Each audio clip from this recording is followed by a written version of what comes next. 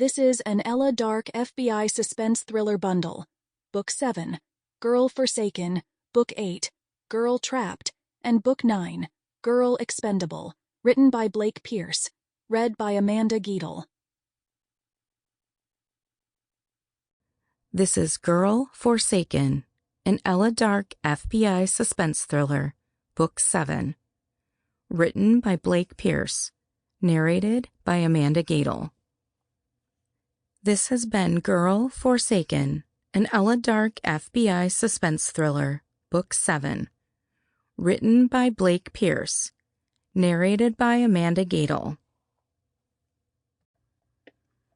Prologue. Under other circumstances, it would have been a pleasant walk, but Sandy Moore knew that a 12-hour shift waited for her at the end. It was enough to sour the fantastic view of these empty streets, though the early morning darkness even added to their beauty. She never really stopped to look at the scenery Washington, D.C. had to offer, usually because she was too busy rushing from place to place.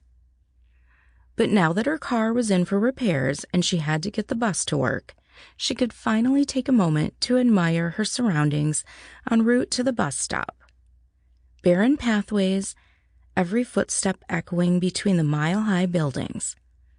There was a faint but noticeable scent of gasoline coming from somewhere, but Sandy didn't stop to check the source.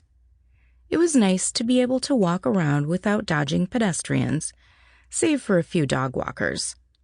She'd always wondered how people found the motivation to get out of bed so damn early to walk their pets, but now that she was among the 5 a.m. solitude, she had her answer. It was what they called a liminal space. Sandy thought as she walked down Swan Street. A transition between two places, or states of mind. Places that are meant to be passed through but not existed in. Like being at school during the night hours, or being the only person in a nightclub. It was an odd feeling, but one she could get used to. Sandy crossed the road and spotted an elderly man hobbling along with his walking stick. Something dropped out of his pocket, so Sandy called out to him. "Are you okay? Do you need me to get that?" she asked. The man waved his hands chaotically, bringing the walking stick up with him. He reached down and picked up what Sandy saw was his wallet, concealed it, and suddenly picked up speed. He vanished behind the Brunei Darussalam building.